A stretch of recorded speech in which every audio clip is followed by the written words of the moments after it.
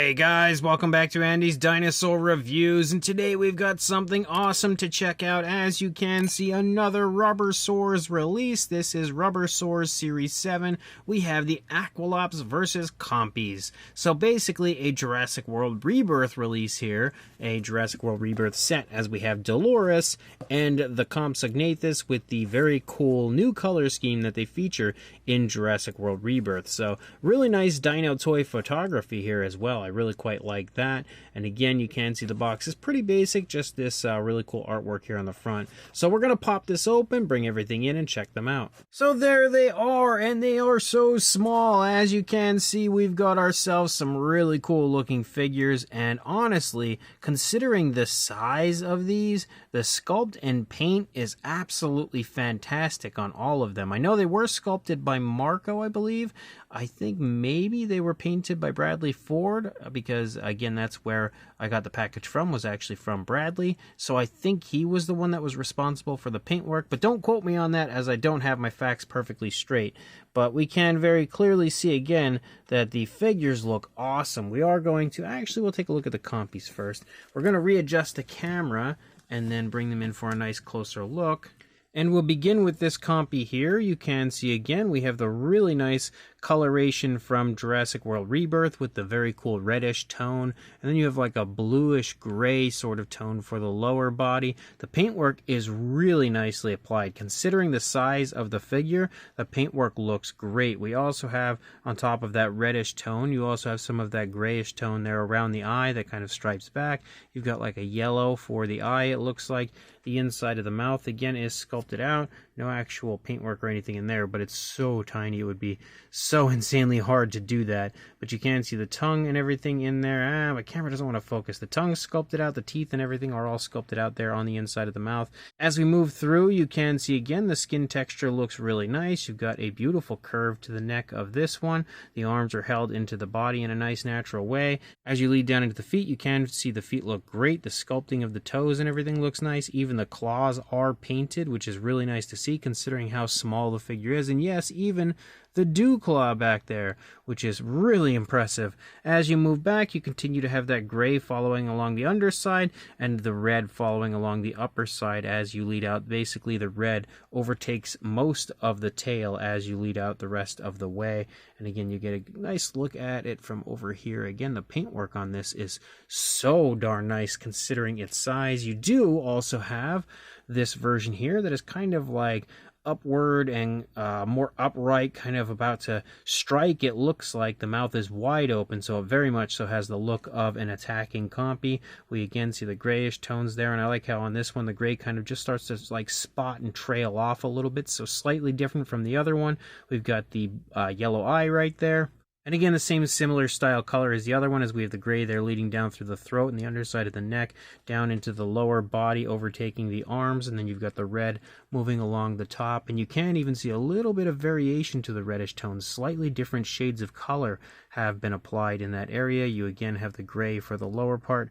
You can really see again the feet looking so nice, so bird-like with the claws painted, and you lead out again through the rest of that really nice windy tail. And again, these figures are flexible because they are RUBBERSAURS, so they do have some nice flex to them, which as well is nice. And then you have the final version, the only one that actually has his mouth in a closed position, so this one's not quite as angry as the others. But again, you've got that nice grayish tone there around the eye, kind of leading back and breaking up a little bit. You have the yellow eye, you have the red for the face, and again, we follow the same style as far as the coloration goes, with the grayish tone leading a little bit further out into the tail on this one, I think, than some of the others. You do actually have some of the reds kind of popping up in the back of the leg and in the back of the feet on this one. So I love the fact that they have given them just slightly different visuals as far as the coloration goes. They're not exactly like carbon copies of each other. They are slightly different from each other, which is really nice. And again, you've got even more of those tones kind of showing up there in the hands. Again, the paintwork, the sculpt, everything is absolutely phenomenal for that Compy. Then we have Dolores, and look at how nice she looks. They did a great job on the sculpt of this. This thing is about as screen accurate as it gets, looking like it literally just jumped right out of the screen. The paintwork as well is really well done. I love that they've applied that nice darker tone and then painted over that to kind of highlight all of the detail quite beautifully. You have nice variations of like yellowish browns, sort of like some tans, and then you've got some more vibrant tones. Well, not a whole lot more vibrant, but like orangish browns as you move up there into the frill of the dinosaur. You have the beak sculpted out. You also have those really small little horns that you see on Dolores. The eye is as well painted really nicely. Focus camera, for how small that is, that eye is painted perfectly, and you can see the overall appearance again to the head over on this side is also fantastic. The sculpt work is fantastic. That is an absolutely incredible Jurassic World Rebirth Aquilops, and by far I would say the best version of it that I have seen so far. You've got some really nice paintwork here as that lighter tone continues to follow down along the underside. Really nice kind of yellowish tones as you move through the body, but then you've got like orangish browns as well. You can even see the spinal column as you move up here into the back. The paintwork on this is so smooth. Yes, we do have the feet sculpted out nicely. Man, my camera does not want to focus on it because it's so small. But you can see the feet on the front and rear legs sculpted out and painted, and you've also again got the claws painted on the figure. And then as you move out, you do pick up that nice striping effect as you lead out through the tail, which that as well, again, absolutely perfect as far as that application goes. It doesn't get smoother or more natural than the paintwork of this Aquilops. You can see the musculature and everything. Obviously, most of the feet are planted on this one, except for the front left leg is picking up off of the ground there as she's kind of taking a step. So gorgeous for sure. And since it is the Aquilops versus the Compys, I decided to put together a nice little diorama here with them fighting. And obviously Dolores is taking down one of the three Compys. But as far as the size goes, they are very small. For Dolores, you are looking at about 2 inches or 5 centimeters in length. For a height, she is like a half of an inch or 2 centimeters. For the Compys, obviously, I'm not going to measure each and every one, but you are looking at pretty much the same, right around 2 inches or 5 centimeters in length, and closer to an inch, but not quite there.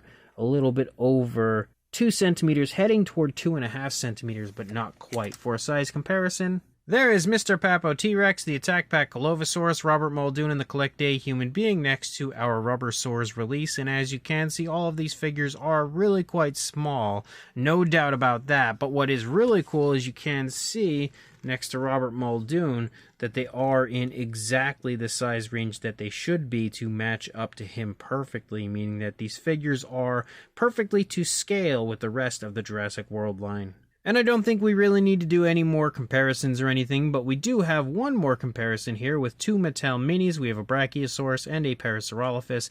These are 2 older minis, so they are a bit larger than your newer ones, but very clearly you can see again that all of these other figures here next to the Mattel minis are quite a bit smaller overall. So this brand new Jurassic World Rebirth RUBBERSAURS pack, the Aquilops versus the Compys set, is fantastic, and I just love Marco and Bradley Ford and everything that they have been creating for the longest time now. They are like the perfect team when it comes to stuff like this, and you again have another round of awesomeness from them here with some gorgeous Jurassic World Rebirth Compys. I love the fact that we now have these Compys with the new color schemes. I haven't actually seen anybody even attempt these color schemes yet, so it's nice to see that we have them already from Marco Makes, and he has, of course, given us some of the best and most screen-accurate Compsognathus figures you are going to find anywhere, making them even cooler, but the fact that they are, again, in line with the Mattel figures, with the humans from Mattel,